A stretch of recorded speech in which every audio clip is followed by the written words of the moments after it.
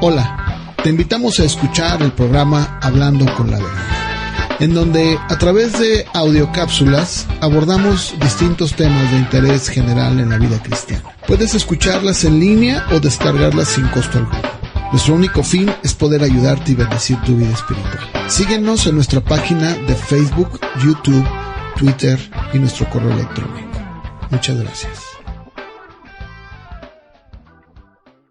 Si yo le dijera a usted que le tengo buenas noticias, ya que alguien le ha pagado una multa de 3,000 pesos por exceso de velocidad, probablemente pensaría que estoy loco o que no tiene sentido eso para usted. Pero si yo le dijera que usted violó la ley de tránsito al exceder los límites de velocidad permitidos al pasar por una avenida en donde se permite ir a 60 kilómetros y usted pasó a más de 100, que la multa asciende a 3,000 pesos, pero que alguien ya pagó por usted, entonces sí se convierte en buenas noticias. ¿Se da cuenta que cuando alguien le dice primero lo que usted ha hecho y violado, cobra sentido las buenas nuevas? Si yo no le aclaro la violación de la ley que usted cometió, se convierte en una locura, una tontería, una ofensa para usted. Pero cuando se le clarifica que usted ha violado la ley, entonces la buena noticia se convierte en una verdadera buena noticia.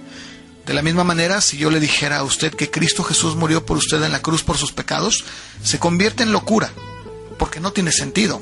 Es una ofensa, porque le estoy llamando a usted pecador, ya que usted considera que hay personas peores que usted. Pero si yo le digo a usted que usted ha transgredido la ley de Dios al desobedecer sus leyes y de manera precisa le explico cómo lo ha hecho, las cosas serían muy distintas.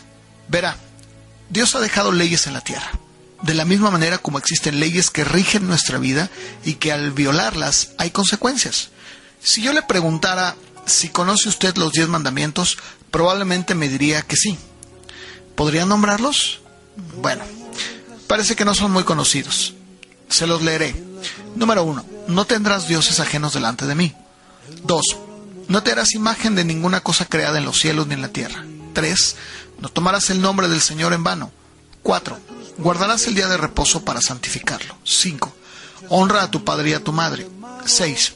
No matarás. 7. No adulterarás. 8. No robarás. 9. No darás falso testimonio contra tu prójimo. 10. No codiciarás la casa de tu prójimo, ni su esposa, ni su esclavo, ni su esclava, ni su buey, ni su burro, ni nada que le pertenezca. Si yo le preguntara, ¿cuántos de ellos ha cumplido cabalmente? Bueno, veamos cada uno de ellos. El primero, Dios quiere ser solamente el centro de su vida. En el libro de Deuteronomio, en el capítulo 6, verso 5, dice así: ama al Señor tu Dios con todo tu corazón, con toda tu alma, con todas tus fuerzas. No habrá nadie más. Le pregunto, ¿existe alguien más en su vida que ocupe el lugar que solo le corresponde a Dios? Si usted afirma que sí, entonces ha violado el primer mandamiento. Número 2. No necesariamente tenemos que adorar ídolos de piedra, sino todo aquello a lo que le rendimos apego y atención como una deidad. Puede ser el dinero, nuestra casa, nuestro carro, nuestro trabajo, nuestra esposa, nuestra familia, etc. También puede ser que usted se haya creado en su mente su propio Dios, un Dios que no le condena, que no va a mandar a nadie al infierno, que es todo amor y que le permite hacer lo que usted quiera, un Dios que tolera su pecado. Si usted reconoce que en su vida tiene ídolos, entonces usted ha roto el segundo mandamiento. Número 3. ¿Cuántas veces se ha dirigido o ha culpado a Dios por situaciones que nada tiene que ver él con ello y lo ha ofendido? ¿O cuántas veces ha jurado tomando su nombre en vano? De ser así, usted ha roto el tercer mandamiento. 4. Cuando habla de guardar el día de reposo, está dejando en claro que un día sería para honrarlo. ¿Lo honra usted en un día específico? Si usted contesta que sí, qué bueno. Y si no, entonces usted ha roto el cuarto mandamiento. 5. ¿Honra a su padre y a su madre? 6. Si se nos pregunta que hemos matado a alguien, la respuesta inmediata sería no, jamás. Pensaríamos que este mandamiento sí lo hemos guardado, pero si leemos el Evangelio de Mateo, capítulo 5, versos 21 y 22, el Señor Jesús dijo: oísteis que fue dicho a los antiguos, no matarás, cualquiera que mate será culpable de juicio. Pero yo les digo que cualquiera que se enoje contra su hermano será culpable de juicio. Cualquiera que diga necio a su hermano será culpable ante el concilio, y cualquiera que le diga fatuo quedará expuesto al infierno de fuego. ¿Ha ofendido a su prójimo? entonces usted ha violado el sexto mandamiento. 7. ¿Ha cometido adulterio? Pues bien, el Señor Jesús también lo dejó muy en claro en Mateo capítulo 5 versos 27 y 28. Y dijo: oyeron que fue dicho, no cometerás adulterio. Pero yo les digo que cualquiera que mira a una mujer para codiciarla, ya adulteró con ella en su corazón. Si usted es hombre y ha mirado a una mujer para codiciarla en su corazón, entonces ha adulterado y ha roto el séptimo mandamiento. 8. De la misma manera, cuando se nos pregunta si hemos robado, la respuesta inmediata es no. Pero el robo no solamente es en grandes cantidades o en casos muy graves. ¿Usted ha robado tal vez algún chicle, algo pequeño, fruta en el supermercado? Eso es robo. Usted ha roto el octavo mandamiento. 9. ¿Ha hablado de su prójimo con falsedad? Entonces usted ha roto el noveno mandamiento. ¿Ha codiciado la casa de su vecino, su mujer, su auto, etcétera? Usted ha roto el décimo mandamiento. Si usted pregunta si esto es una broma, la respuesta es no. Si usted ha roto algún mandamiento, usted ha violado la ley de Dios y por lo tanto es culpable del juicio de Dios. En Romanos capítulo 3, verso 19 dice: ahora sabemos que lo que dice la ley es para los que tienen la ley. Se acabaron las excusas, todo el mundo está bajo el juicio de Dios. La función de la ley de Dios se dio para acabar con las excusas del hombre y terminar con sus justificaciones al decir que es mejor que los demás o que no es tan mala persona. Y no solamente deja en claro eso, sino que además deja al mundo entero bajo el juicio.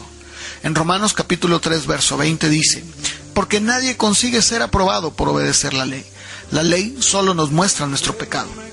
En pocas palabras, la ley nos muestra lo que es el pecado. En 1 de Juan capítulo 3, verso 4, nos dice que el pecado es violar la ley de Dios. El que peca viola la ley de Dios, porque pecar es vivir en contra de la ley de Dios. Y también en Romanos capítulo 7, verso 7 dice: ¿eso significa que la ley es el pecado? Claro que no. La ley era la única manera de saber qué es el pecado. Por ejemplo, no sabía lo que significaba desear lo que no me pertenece, pero la ley decía: no desees lo que no te pertenece. Y solo entonces fue cuando lo entendí.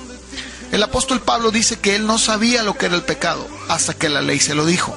En Gálatas capítulo 3, verso 24 dice: así que la ley vino a ser nuestro guía, encargado de conducirnos a Cristo, para que fuéramos justificados por la fe. La ley era nuestro guía, encargado de conducirnos a Cristo para ser justificados por la fe en su sangre. La ley nos ayuda, nos muestra sin esperanza. La ley no nos justifica, nos deja culpables ante un santo y justo Dios. No podemos ser salvos por la ley o por obras. Somos salvos por la gracia de Dios a través de la fe. La ley nos muestra lo sucio y lo corrupto que somos y que desesperadamente necesitamos ser limpiados por Dios.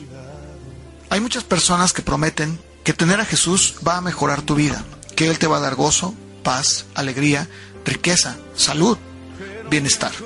Pero lo que en realidad va a suceder es que recibirá burlas, rechazo de los demás a su alrededor.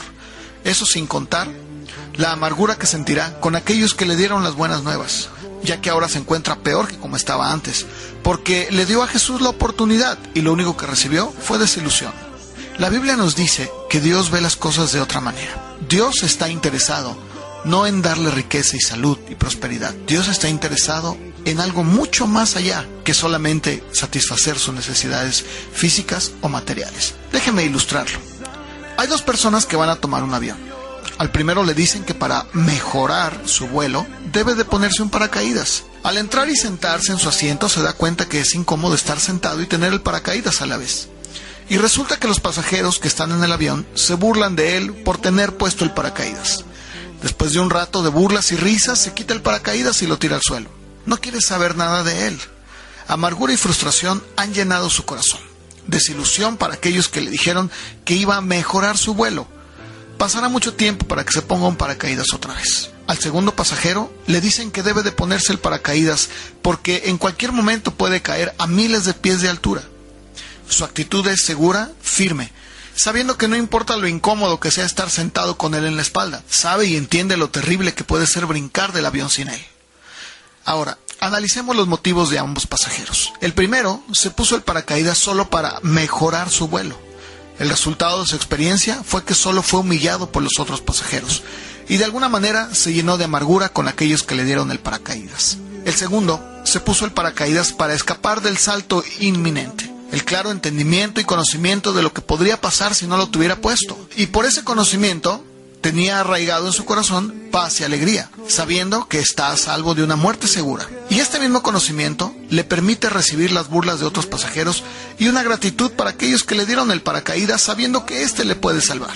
Sucede lo mismo. En lugar de decirle que Jesús va a mejorar su vuelo, debemos de decirles que tarde que temprano el avión puede caer y que van a tener que saltar del avión. ¿A qué me refiero con esto? Hebreos capítulo 9, verso 27 dice: y de la manera que está establecido para los hombres, que mueran una sola vez y después de esto el juicio. Cuando una persona entiende que ha roto las leyes de Dios y que lo único que le separa es el juicio, correrá al Salvador, esperando poder ser librado de la ira venidera, la cual Dios ordena a todo hombre, en todo lugar, que se arrepientan. En Hechos capítulo 17, verso 30 dice: pero Dios, habiendo pasado por alto los tiempos de esta ignorancia, ahora manda a todos los hombres en todo lugar que se arrepientan. ¿Por qué? Porque un día juzgará al mundo con justicia. No tiene nada que ver con la felicidad, sino con justicia. No importa lo feliz o no que sea una persona. Sin la justicia de Cristo, perecerá en el día del juicio. Proverbios capítulo 11, verso 4 dice: en el día de la ira de nada sirve ser rico, pero la justicia libra de la muerte. Usted puede tener muchas cosas materiales, riquezas, pero eso de nada le servirá cuando sus pecados sean expuestos delante del trono de Dios. Ahora, la paz y gozo son el fruto de su salvación, pero no es correcto usarlos como una carnada para la salvación. No se trata de andar por la calle condenando gente, porque la gente ya ha sido condenada por ellos mismos. Eso lo dice el Evangelio de Juan. En el capítulo 3, verso 18, el que cree en él no es condenado, pero el que no cree ya está condenado, por no haber creído en el nombre del unigénito Hijo de Dios.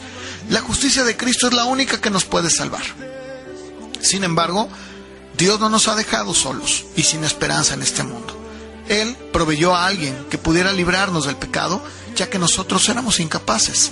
En 2 Corintios 5:21 dice: al que no conoció pecado, o sea, a Cristo, por nosotros lo hizo pecado, para que nosotros fuésemos hechos justicia de Dios en él.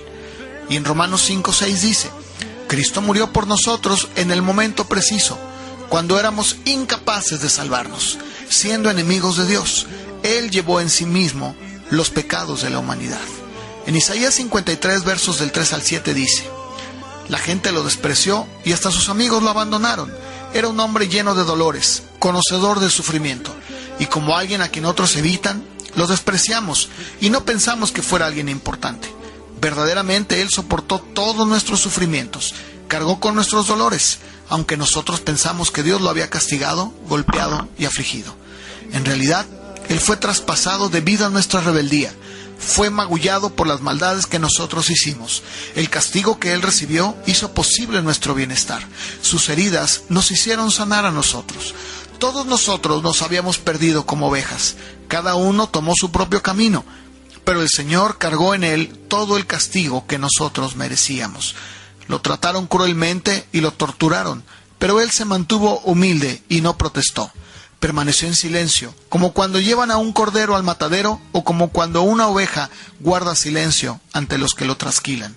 En 1 de Juan capítulo 2, versos 1 y 2 dice: hijitos míos, les escribo esto para que no pequen, pero si alguno peca, tenemos un defensor ante Dios, Jesucristo, el justo. Él sacrificó su vida para quitar nuestros pecados, y no solo los nuestros, sino los de todo el mundo.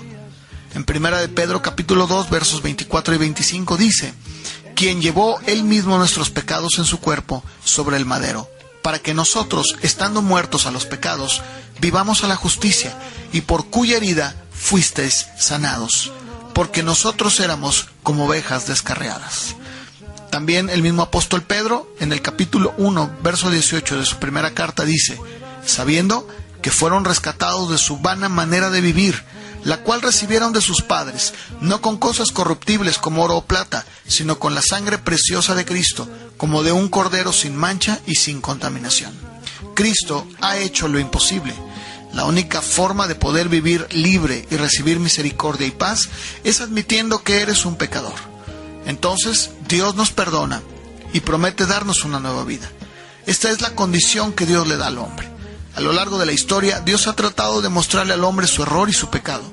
De muchas maneras le ha demostrado su existencia y le llama a admitir que en sus fuerzas no puede lograr nada, y le extiende una promesa. En Isaías capítulo 1, verso 18, el Señor dice: vengan, arreglemos el pleito. Aunque sus pecados sean como el rojo encendido, ustedes quedarán tan blancos como la nieve. Aunque sean rojos como la púrpura, ustedes serán tan blancos como la lana. En Hechos 17:30 dice: pero Dios, habiendo pasado por altos los tiempos de esta ignorancia, ahora manda a todos los hombres en todo lugar que se arrepientan. Hechos 26:18 dice: para que abra sus ojos, para que se conviertan de las tinieblas a la luz, y de la potestad de Satanás a Dios, para que reciban por la fe que es en mí perdón de pecados y herencia entre los santificados. En Colosenses capítulo 2, versos del 13 al 15, el apóstol Pablo escribió: y a ustedes, estando muertos en delitos y en la incircuncisión de su carne, les dio vida juntamente con él, perdonándoles todos los pecados, anulando el acta de los decretos que había contra nosotros, que nos era contraria, quitándola del medio y clavándola en la cruz, y despojando a los principados y a las potestades, los exhibió públicamente, triunfando sobre ellos en la cruz. En Isaías 55, verso 7, el profeta escribe: deje el pecador su camino, el hombre inicuo sus pensamientos, y vuélvase a Jehová, el cual tendrá de él misericordia, y al Dios nuestro, el cual será amplio en perdonar. Si tú reconoces y admites que eres un pecador, Dios promete darte una nueva vida, darte un nuevo corazón y perdonarte todos tus pecados. En 2 Corintios 5:17, el apóstol Pablo escribe: de modo que si alguno está en Cristo, nueva criatura es, las cosas viejas pasaron, he aquí todas son hechas nuevas. Ezequiel 11:19 dice: y les daré un corazón, un espíritu nuevo pondré dentro de ellos, quitaré el corazón de piedra del medio de su carne y les daré un corazón de carne. Jeremías 31:34 dice: y no enseñará más ninguno a su prójimo, ni ninguno a su hermano, diciendo: conoce a Jehová. Todos me conocerán, desde el más pequeño de ellos hasta el más grande, porque perdonaré la maldad de ellos y no me acordaré más de su pecado. Colosenses capítulo 1, versos 13 y 14, nuevamente el apóstol Pablo dice: el cual nos ha librado de la potestad de las tinieblas y trasladado al reino de su amado Hijo, en quien tenemos redención por su sangre, el perdón de pecados. También en Efesios capítulo 2, versos del 1 al 9, el apóstol Pablo escribió: hace tiempo ustedes estaban espiritualmente muertos a causa de sus pecados y sus ofensas contra Dios. Antes vivían pecando, igual que todo el mundo. Se dejaban guiar por el que gobierna las fuerzas de maldad que está en el aire y que todavía actúa por medio de los que desobedecen a Dios. Antes, todos nosotros vivíamos así. Nuestra forma de vida era complacer los deseos de la naturaleza humana. Hacíamos cualquier cosa que el cuerpo deseara o que la mente pudiera imaginar. Tal como los demás, merecíamos que Dios nos castigara con su enojo. Pero la compasión de Dios es muy grande. Él nos amó con un intenso amor. Estábamos muertos espiritualmente a causa de nuestras ofensas contra Dios, pero Él nos dio vida al unirnos con Jesucristo. Fíjense, ustedes fueron salvos solo gracias a la generosidad de Dios. Él nos levantó de la muerte junto con Cristo y nos sentó junto a Él en el cielo. Dios hizo esto para mostrar en el futuro su inmensa generosidad, siendo bondadoso con nosotros a través de Jesucristo. Ustedes fueron salvos gracias a la generosidad de Dios, porque tuvieron fe. No se salvaron a sí mismos. Su salvación fue un regalo de Dios. La salvación no es algo que ustedes hayan conseguido, pues nadie puede decir que se salvó a sí mismo. En San Juan capítulo 8, versos 31 y 32, el Señor Jesús le dijo a los judíos que habían creído en Él: si ustedes permanecen en mi palabra, serán verdaderamente mis discípulos. Conocerán la verdad, y la verdad los hará libres. Y en el capítulo 3, versos 15 al 18, el Señor Jesús dijo: todo el que cree en el Hijo del Hombre tendrá vida eterna.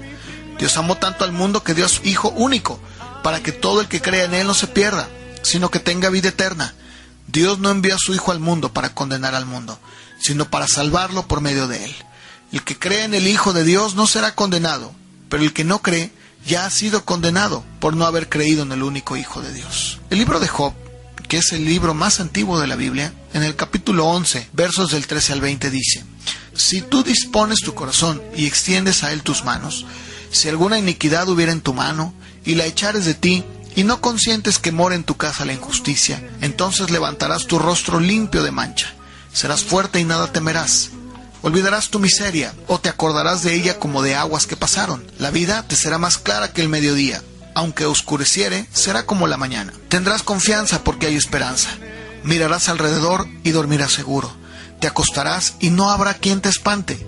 Muchos suplicarán tu favor, pero los ojos de los malos se consumirán y no tendrán refugio, y su esperanza será dar su último suspiro.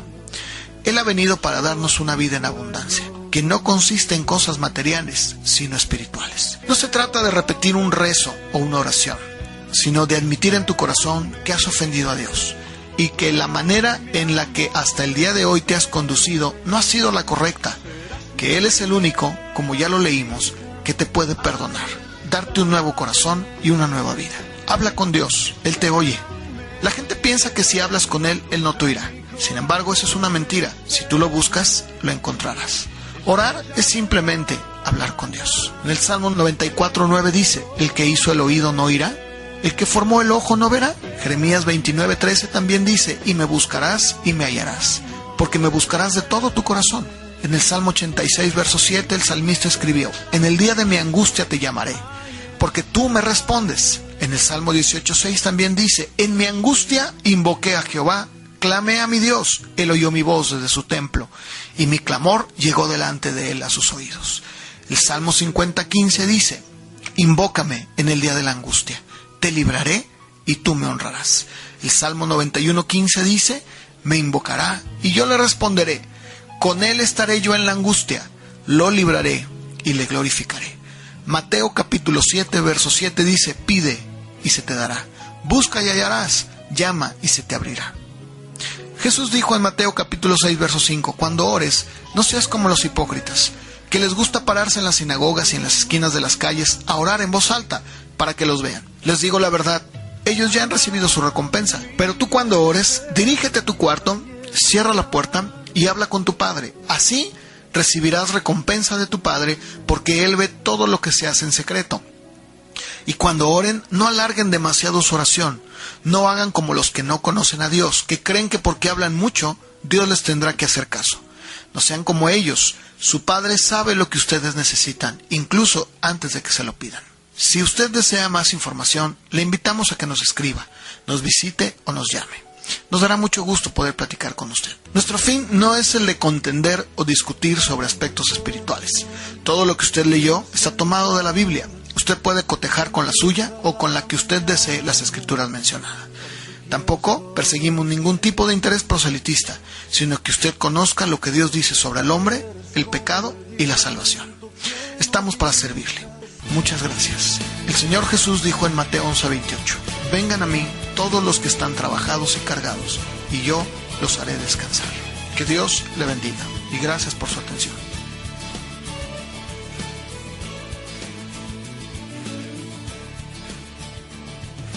Días son